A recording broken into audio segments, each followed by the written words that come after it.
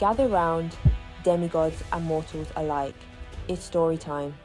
We're diving into one of the greatest adventures in Greek mythology. It's the epic journey of Jason and the Argonauts.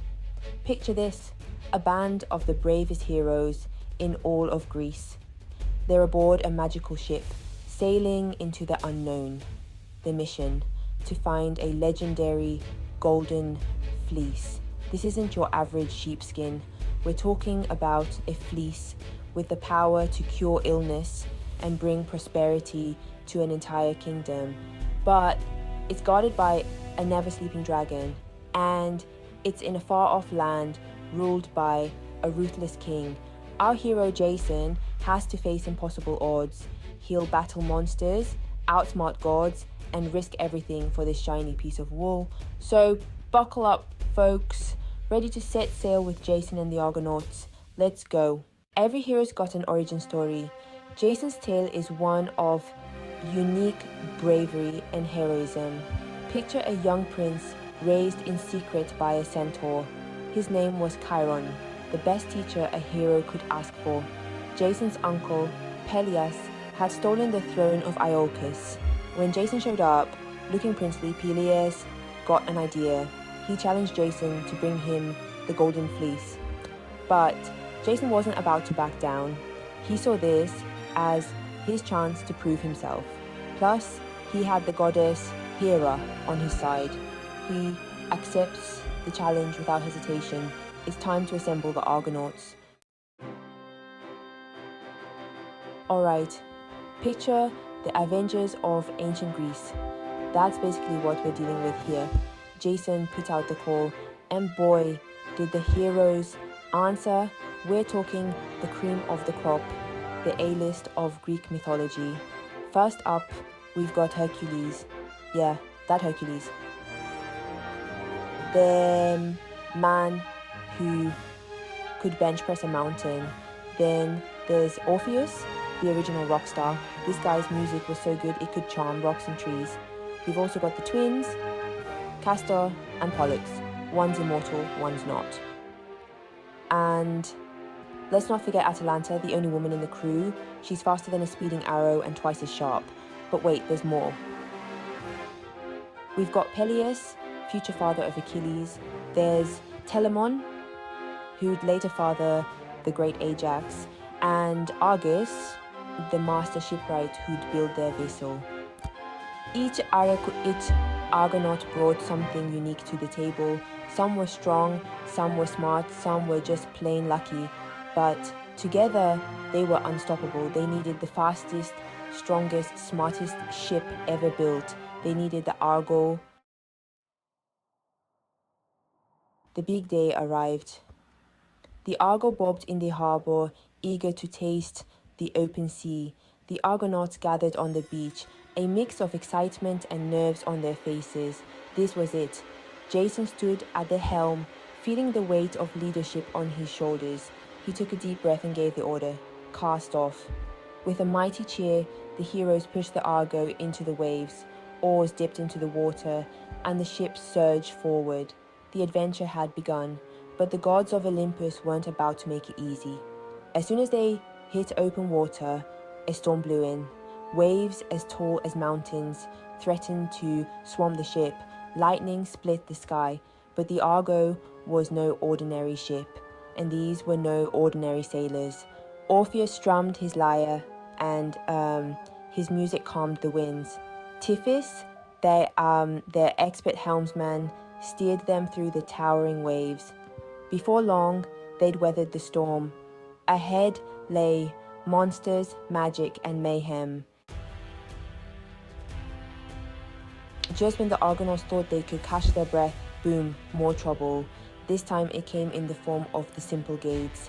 These bad boys would smash together, crushing any ship foolish enough to sail between them.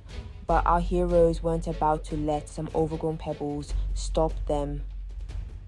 They had a trick up their sleeve, courtesy of the blind seer Phineas. "Release a dove," he said. "If it makes it through, so can you." The dove flew between the rocks.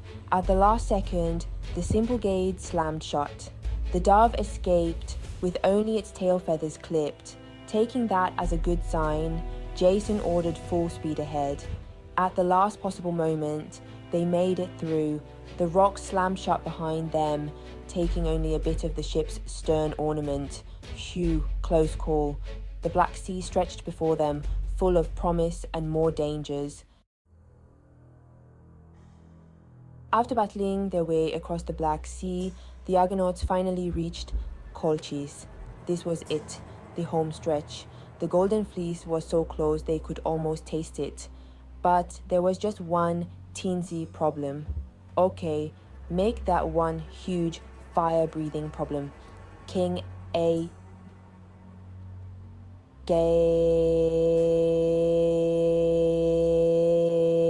Picture the grumpiest, most paranoid ruler you can imagine. Now make him meaner and give him some serious anger issues. That's King Aeetes for you. He wasn't about to hand over his prized possession to a bunch of Greek upstarts. When Jason politely asked for the fleece, Aeetes laughed in his face. Then he got an idea, an awful idea. He decided to set Jason an impossible task. Well, 3 impossible tasks to be exact. Complete them, and the fleece was his. Fail, and, well, let's just say the Argo would be sailing home with a much smaller crew. Jason, being the hero he was, accepted without hesitation, but Jason had an ace up his sleeve, or rather a lovesick princess.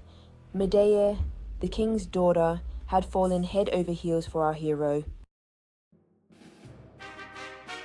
Alright, let's break down these impossible tasks, shall we? First up, plowing a field. Sounds easy, right? Wrong. The catch? The plow was pulled by fire-breathing bulls with hooves of bronze, but Jason had Medea's magic on his side. She gave him a potion that made him fireproof for a day. So, when those bulls started huffing and puffing, Jason didn't even break a sweat. Task 1, check. Next, Jason had to plant dragon's teeth in the freshly plowed field. They sprouted into an army of skeleton warriors. But once again, Medea came through with some helpful advice. Jason threw a rock into the middle of the skeleton army. Confused about where it came from, the warriors turned on each other. Before you could say dental hygiene, they'd reduced themselves to a pile of bones. 2 down, 1 to go. The final task? Oh, just defeat the never-sleeping dragon guarding the Golden Fleece. Okay, remember that never-sleeping dragon I mentioned? Well, it turns out even magical reptiles need their beauty sleep. Thanks to Medea's sleeping potion, the dragon was out like a light, snoring and everything. With the dragon catching some Z's, Jason crept up to the sacred tree where the Golden Fleece hung. And let me tell you, this thing lived up to the hype. It glowed like the sun, radiating power and magic. Jason reached out, his hand trembling slightly. The moment his fingers touched the fleece, he knew all the trials had been worth it. But hold your Pegasi, folks. The adventure wasn't over yet. King Aeetes, being the sore loser he was, wasn't about to let them waltz off with his prized possession. He gathered his army, ready to stop the Argonauts at any cost. It was time for a hasty retreat. Jason, Medea, and the crew raced back to the Argo, the angry shouts of the Colchians echoing behind them. As they set sail, Jason couldn't help but feel a mix of triumph and worry. They had the fleece, sure, but they'd made some powerful enemies.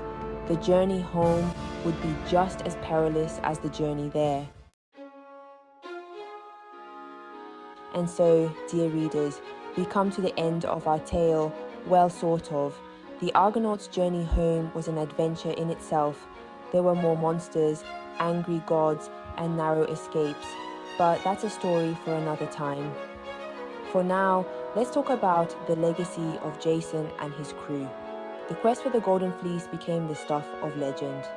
It was the ancient Greek equivalent of a blockbuster movie. People couldn't get enough of it. The Argonauts became household names, their fame spreading far and wide. Thanks for watching. If you enjoyed this adventurous tale from Greek mythology, don't forget to like and subscribe.